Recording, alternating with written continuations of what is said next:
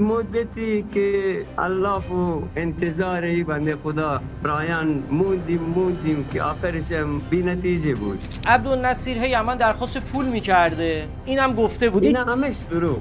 میگفت که من هر کاری میکنم تو از من تعریف کن، بیشتر میپوشونمشون، نبینمشون، اعصابم خراب میشه، میترسم کم بیارم. برایانم قول داد، گفت ترامپ رفیقم، من هر کاری از من برمیاد خودش عقب.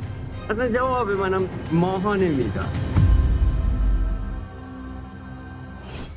سلام به همه شما بچه، امیدوارم که حالتون حسابی خوب باشه. خب عبدالنصیر معروف به مرد درختی که دیگه همتون میشناسینش، که قرار بود درمانشو تعدادی از آدم‌هایی که خیلی از شما میشناسین انجام بدن و یک ویدیویی از عبدالنصیر بیرون میاد که عبدالنصیر توضیح میده، میگه که برایان که قرار بود انجام بده کار من، ویزای منو، مثل این که قطع شده این ارتباط بینشون و بقیه آدم هایی که قرار بود براش انجام بدن. ما میخوایم با عبدالنصیر صحبت کنیم، ببینیم که داستان چی شد، اصلا ویزایی که قرار بود برایان جان براش بگیره و بقیه افراد. عبدالنصیر چطوری، خوبی؟ الحمدلله، شما خوبید؟ سلام میکنم به همه مردم عزیز ایران. چه خبر؟ دیگه حقیقتش ما سلامتی مدتی که الله و انتظاری بنده خدا برایان موندیم که آخرش هم بی نتیجه بود. یعنی چی عبدالنصیر؟ اون روزا میگفت که من میتونم، توان من از همه کار میشه. دیگه جلوی کل میلیون ها نفر ایرانی این قولا رو به من داد و بعدش هم آخر نتونست. یک اوایل بود، آمان بود، ولی بعدها دیگه کم کم خودش عقب کشید. نه اصلا جواب منم ماها نمیداد. یه لحظه عبدالنصیر، یه لحظه بچه، این حالا شاید برایانم ویدیو ما رو ببینه. این برنامه اینجوری قرار نیست کسی رو بزنیم بگیم آقا نه، ما داریم صحبت میکنیم. نه. آره، چون عبدالنصیر یا معروف مرد درختی رو همه میشناسن، میخوام بدونم آقا چه اتفاقی اصلا افتاد. قرار بود درمانش انجام بشه و برایان عزیزم چون به عهده گرفته بود، کاملا ما بدونیم که دقیقاً چه بر سر درمان مرد درختی اومده. یه سوال دارم عبدالنصیر، الان روزی که من اومدم پیش تو با برایان صحبت میکردی، برایان یه استوری گذاشت گفت آقا من بهش پول میدادم، این داستان پوله چیه؟ این پوله حقیقتش اول به من خودش گفت، من شنیدم که شما کار میکنید، الان از این به بعد کار نکنید، از اینهای زندگی که من میدم. یادم استوری هم گذاشت. میلیون ها نفر آره گفته بود که من ماهانه 100 میلیون بهش میدم. اون 100 میلیون همون یک 2-3 ماهی بود دیگه، بعد 50 شد و دیگه بعد گم شد، همونم اصلا تموم شد که بعد از 6 ماه دیگه اینجوری جواب من هم جواب درستی به من نمیداد. شاید الان خیلی بگی خب برایان پول داد فلان، و ببینیم خود برایان قبول کرد که آقا من بهش ماهیانه پول میدم، کار درمانش هم انجام، یعنی خودش گفته بود و خیلی حاضر بودن کمک کنن بهش. الان عبدالنصیر اینو برای ما روشن کن، چون ویدیو خیلی وایرال شده، مردم میخوان بدونن الان برایان یا بقیه به تو چی گفته بودن و انجام نشده. دقیقاً اینو به ما بگو. اوایل پرویز پرستویی اومد از لحاظ پزشکی تو ایران همه کارو کرد، دمش گرم. بنده خدا، یعنی چند بار کمیسیون گرفت، حتی با دکترم تو ایران پرونده پزشکی ما بردن، با وزارت بهداشت جلسه گرفته، ولی من حقیقتش نمیخواستم این تو ایران این ریسک، چون درمان من ریسکه، چون 5-6 سال که زیر نظر دکتر آمریکا گفتم ما اونجا درمان بشه. این بنده خدا برایانم قول داد، گفت ترامپ رفیقم، من هر کاری از من برمیاد. دیگه ما فکر کردیم میشه. گفت ترامپ رفیق منه. آخر گفت نمیشه. آره ترامپ رفیقشه. متوجه شدم.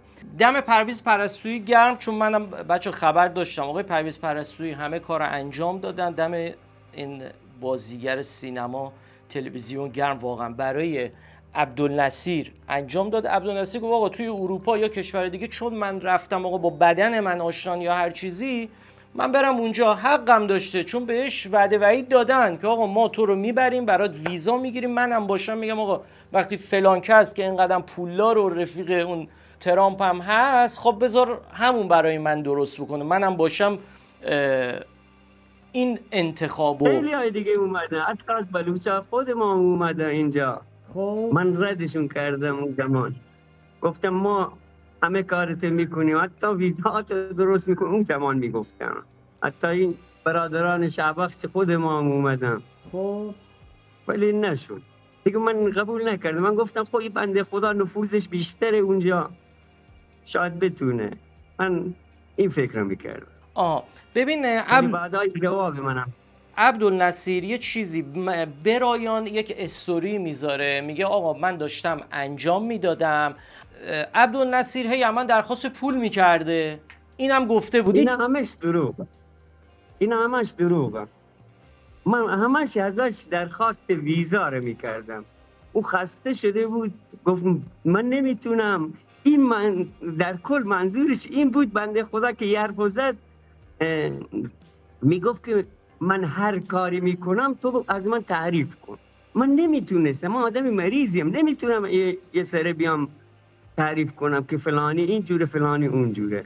این توقع داشت از من که اگر مثلا یک روزی اون 4-5 ماه پیش 50 میلیون بر من زده، اونو من پست میکردم، استوری میکردم. این چیزا رو از من میخواست، من این توانه نداشتم. فهمیدم. نه دیگه ببین وقتی کسی اصولا میخواد کار خیری انجام بده، حالا درخواست نمیکنه آقا من مثلا به تو پول بدم، کار خیر نبود، برای فالوور بود. حالا نمیدونم به خدا خیلی عجیبه. من خودم وقتی که پیش عبدالنصیر اومدیم خیلی حاضر بودن، ولی خب حالا تا اینجا دستش درد نکنه. ولی کلن میخوام بگم که این بنده خدا یک آدمیه که با یک مریضی خیلی سخت داره دست و پنجه نرم میکنه. این که بخوای وسط راه ول کنی بگی حالا من 50 تومن 100 تومن دادم، نمیدونم خوشایند نیستین.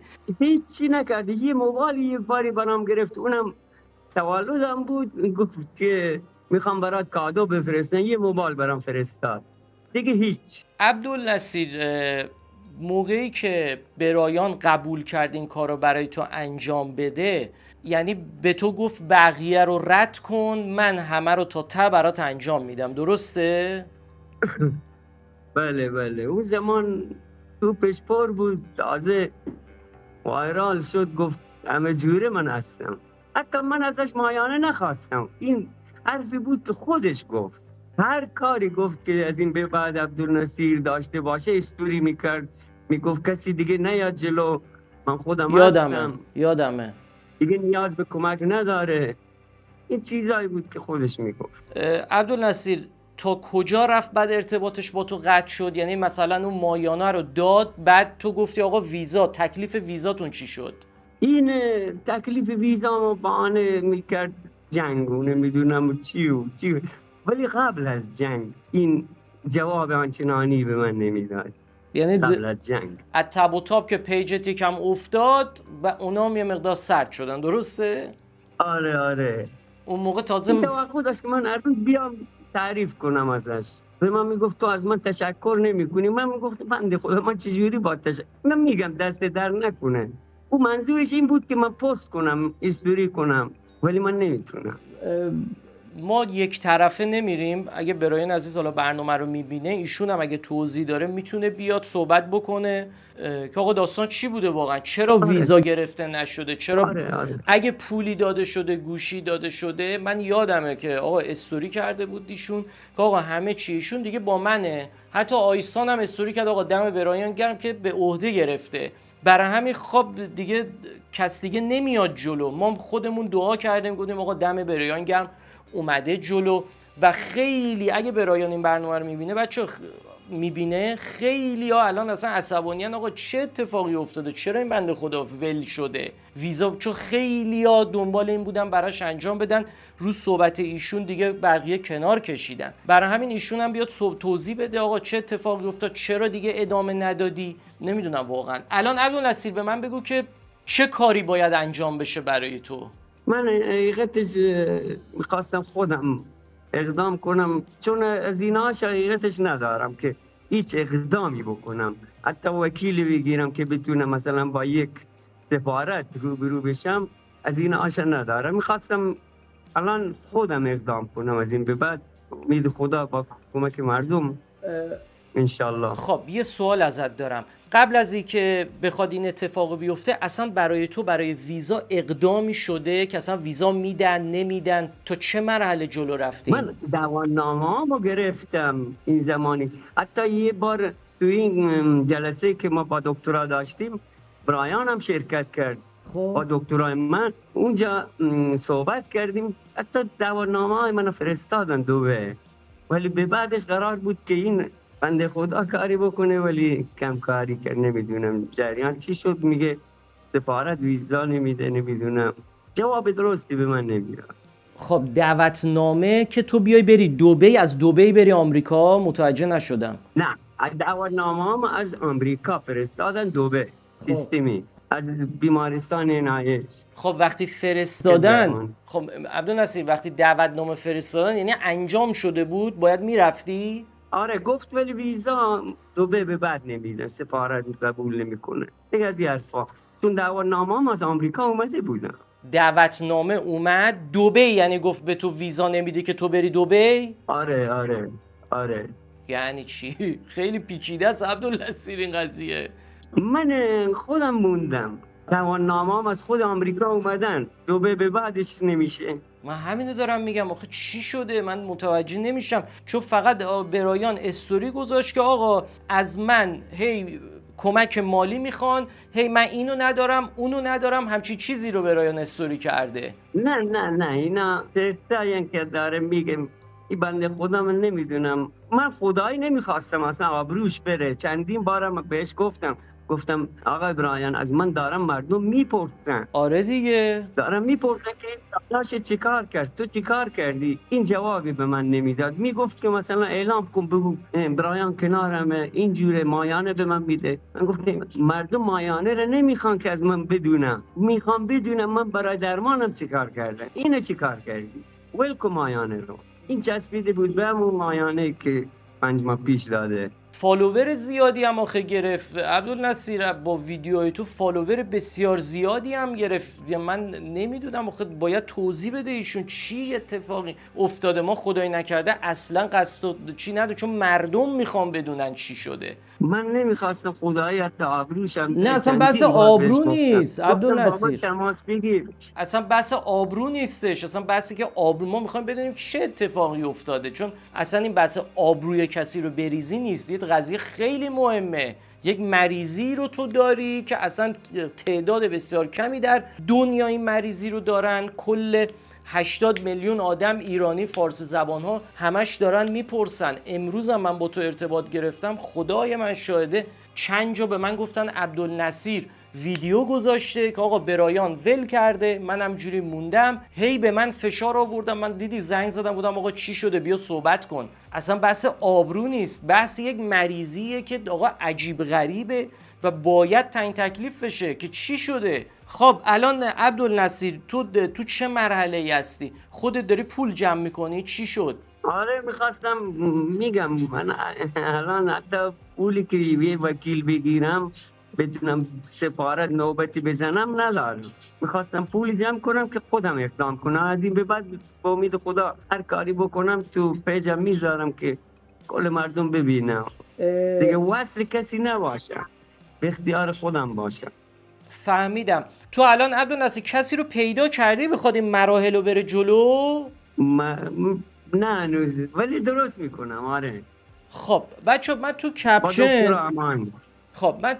بچه کارت عبدالنصیر رو میذارم، حتما کمک بکنین تا جایی که میتونین، به خودشم پیام بدین اگر کسی از دستش بر میاد مراحل رو براش پیش ببره، تو دایرکت بهت پیام بدن. اوکی؟ آره تو دایرکت بهش پیام بدین، شماره کارتش هم بچه به شما هم پیام دادم، به من پیام دادم.